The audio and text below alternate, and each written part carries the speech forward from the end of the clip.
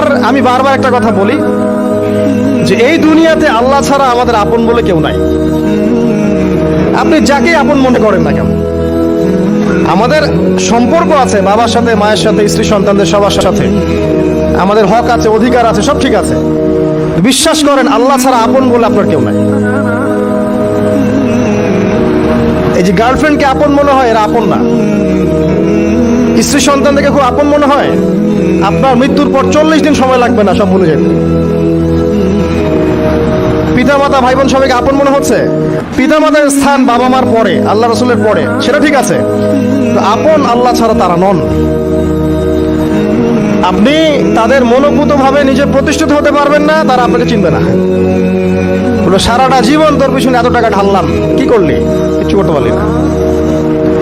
আবার এখন যারা পিতামাতা হয়েছেন, সন্তানদেরকে আপন মনে হচ্ছে, দেখবেন এই সন্তানকে আপনি আপনার মনোভূত ভাবে সম্পত্তি দিতে পারবেন না, ভরণ পোষণ দিতে পারবেন না। এই সন্তান বড় হয়ে আপনাকে বৃদ্ধাশ্রমে পাঠিয়ে দিতে পারে, নাউজুবিল্লাহ। অথবা আপনার সাথে এই সন্তানই খারাপ ব্যবহার করবে। আপন মনে হচ্ছে? আল্লাহ ছাড়া কেউ আপন না। আল্লাহ ছাড়া আপন কেউ না। আর আল্লাহ ছাড়া সত্যিকার অর্থে আপনাকে আমাকে ভালো কেউ বাসে না। শুধু আল্লাহই আপনাকে ভালোবাসে। এটা আপনারা হারে হারে উপলব্ধি করবেন যত দিন যাবে ইনশাআল্লাহ। তাই শুধু সেই আল্লাহর জন্যই নিজেকে খালেস করে দেন, আর যার যার হক তাকে তাকে দিয়ে দেন। দুনিয়াতে শান্তিতে থাকার ফিলোসফি বলছি, philosophy of happiness in this হায়াতুদ দুনিয়া, সেটা হচ্ছে যার যার হক তাকে তাকে দিয়ে দেন, নিজের হক আল্লাহর কাছে চেয়ে নেন। আর দুনিয়াকে আপন মনে করবেন না, আল্লাহ ছাড়া কাউকে আপন মনে করবেন না। আপনি সুখে থাকবেন ইনশাআল্লাহ।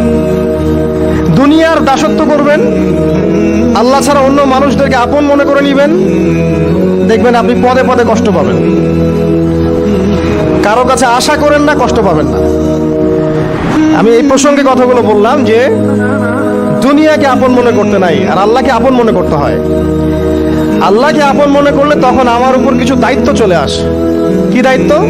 আল্লাহ আমাকে সৃষ্টি করেছেন, রিজিক দিয়েছেন, লালন পালন করছেন, বাঁচিয়ে রেখেছেন, তার হাতে আমার মৃত্যু, তার হাতে সবকিছু। তো এখন আল্লাহ পাকের জন্য নিজের জীবনটাকে খালেস করে নেয়া, যেভাবে আল্লাহ পাক চলতে বলেছেন সেভাবে চলা, যেগুলোকে আল্লাহ পাক নিষেধ করেছেন বর্জন করা। আর রাসূলুল্লাহ সাল্লাল্লাহু আলাইহি ওয়াসাল্লামের সুন্নাহ আল্লাহ পাক রেখে দিয়েছেন আমাদের সামনে। এই সুন্নাহগুলো যদি আমরা অনুসরণ করতে পারি, ইনশাআল্লাহ এই দুনিয়াতে কিছু পাই বা না পাই, ইনশাআল্লাহ পরকালে আপনি আল্লাহর ক্ষমা পাবেন ইনশাআল্লাহ তাআলা। কোরআনের সূরাগুলার অর্থ সব খুতবায় বলা যায় না, সময় সংকলন হয় না। এত চমৎকার ওয়াদ-দুহা সূরা আছে না, শপথ দ্বিপ্রহরের, ওয়াল-লাইলি ইযা সাজা, শপথ রাতের যখন সেটা আচ্ছাদিত হয়। মা ওয়াদ্দাআকা রাব্বুকা ওয়া মা ক্বালা, আল্লাহ কত মায়া দিয়ে তার নবীকে বলছেন যে তোমার আল্লাহ তোমাকে ছেড়েও দেন নাই, তোমার আল্লাহ তোমাকে ছেড়ে দেন নাই। ওয়ালা সাউফা ইউতিকা রাব্বুকা ফাতারদা, শীঘ্রই তোমার রব তোমাকে দান করবেন এবং তুমি সন্তুষ্ট হয়ে যাবে। দুনিয়াতে চলতে গেলে দুঃখ কষ্ট হয় না? যারা ঈমান নিয়ে চলে ওদের দুঃখ কষ্ট বেশি হয়। আল্লাহ বলছেন টেনশন করো না, কষ্ট পেও না, তোমার রব তোমাকে ছেড়ে দেননি। ওয়ালা সাউফা ইউতিকা রাব্বুকা ফাতারদা, তোমার রব তোমাকে শীঘ্রই দান করবেন আর তুমি সন্তুষ্ট হয়ে যাবে। আলাম ইয়াজিদকা ইয়াতীমান ফাআওয়া, আল্লাহ বলছেন আল্লাহ কি তোমাকে ইয়েতিম রূপে পাননি? এরপর আল্লাহ কি তোমাকে প্রতিপালন করে বড় করেননি? ওয়াজাদাকা দাল্লান ফাহাদা, আল্লাহ কি তোমাকে পথভ্রষ্ট পান নাই? তোমাকে আল্লাহ পাক হেদায়েত দেন নাই? তো আল্লাহ যে এগুলো করেছেন সে আল্লাহ তোমাকে পরকালে ইনশাআল্লাহ ভালো রাখবেন। ফাআম্মাল ইয়াতীমা ফালা তাকহার, তো তুমি এতিমদের প্রতি কঠোর হয়ো না। ওয়াম্মা সাইলা ফালা তানহার, কেউ চাইলে তার হাতকে খালি ফিরিও না, ধমক দিও না। ওয়াম্মা বিনি'মাতি রাব্বিকা ফাহাদ্দিস, তোমার রবের এই সমস্ত নিয়ামতগুলো তুমি মানুষের কাছে বর্ণনা করতে থাকো। এর পরের সূরার দিকে খেয়াল দেখবেন, সূরা আলাম নাশরাহ লাকা সাদরাক, মনে হয় দুটো একটা আরেকটার সাথে পেয়ার। আলাম নাশরাহ লাকা সাদরাক, আমি কি তোমার হৃদয়কে প্রশস্ত করে দেই নাই? ওয়াদা'না আনকা ওয়িজরাক, তোমার বোঝাগুলো হালকা করিনি? কাকে বলছেন এগুলো আল্লাহ পাক? রাসূলুল্লাহ সাল্লাল্লাহু আলাইহি ওয়াসাল্লাম। তো যে মানুষটা জান্নাতে যাবে নিশ্চিত, এবং যিনি জান্নাতের দরজা না খুললে জান্নাতের দরজা কারো জন্য খোলা হবে না। যে মানুষটা হচ্ছে ভদ্র, স্মার্ট, বিচক্ষণ, কোনো মানুষ পৃথিবীতে নাই। সকল ধর্মের মানুষ মানে এটা। কিছু আছে শয়তান, মানুষ টুবি শয়তান, এরা মানে না, বাট দেখবেন ম্যাক্সিমাম মানুষই মানে। হোক সে ইহুদি বা খ্রিস্টান বা হিন্দুইজম বা মুসলিমরা তো মানেই, সবাই মানে। এই মুহাম্মদ সাল্লাল্লাহু আলাইহি ওয়াসাল্লামের মতো স্মার্ট, বিচক্ষণ, ভদ্র, সুচরিত্রের মানুষ পৃথিবীতে কোনোদিন আসেও নি, আসবেও না। তো সেই নবীর জীবনটা আপনি পড়ে দেখবেন, আর রাহিকুল মাকতুম বইটা, যে চড়াই আর উতরাই, খালি দুঃখ, কষ্ট, যন্ত্রণা, লাঞ্ছনা, কন্টিনিউয়াসলি।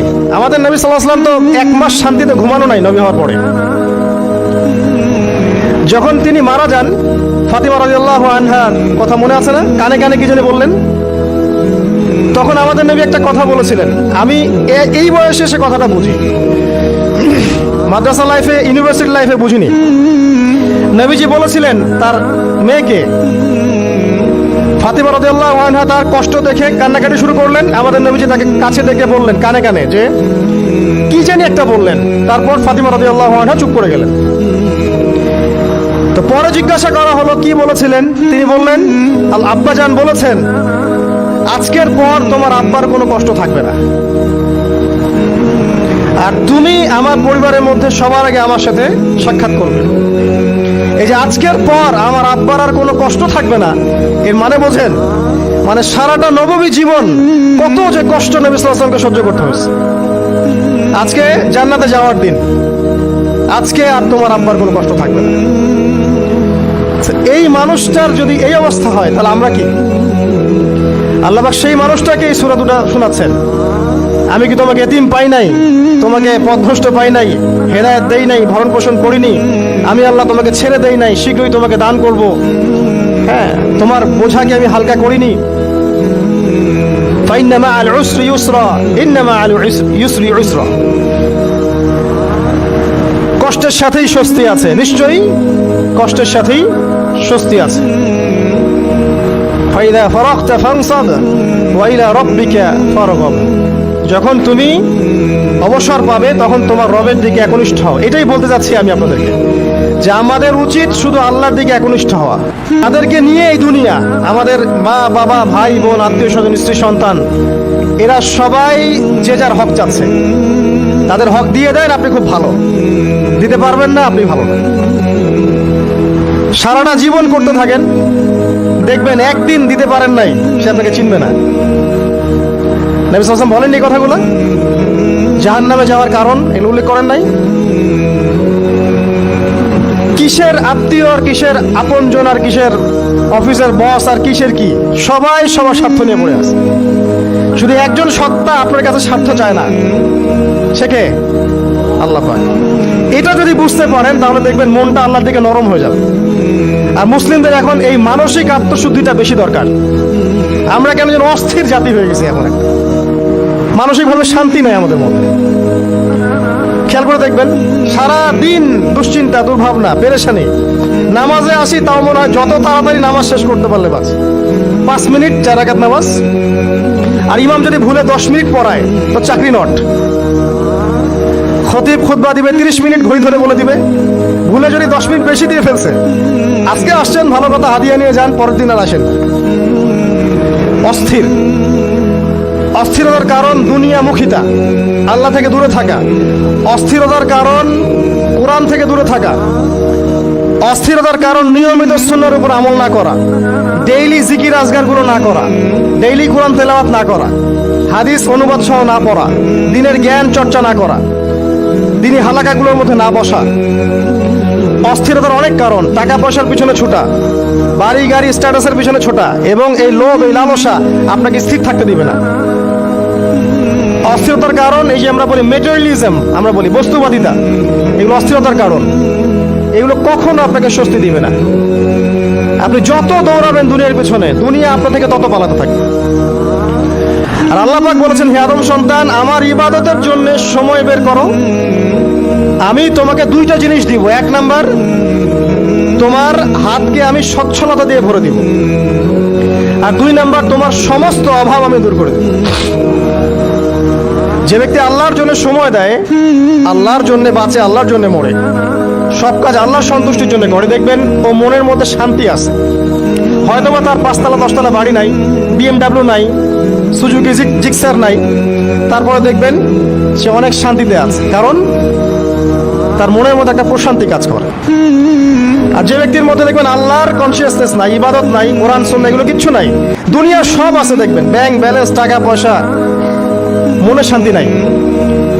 এই মনের শান্তিটাকেই উসমান রাদিয়াল্লাহু আনহু বলতেন যে আল গিনা, মানে ধনাঢ্য, ধনী বলি না আমরা, এটাই হচ্ছে ধন, কিছু না।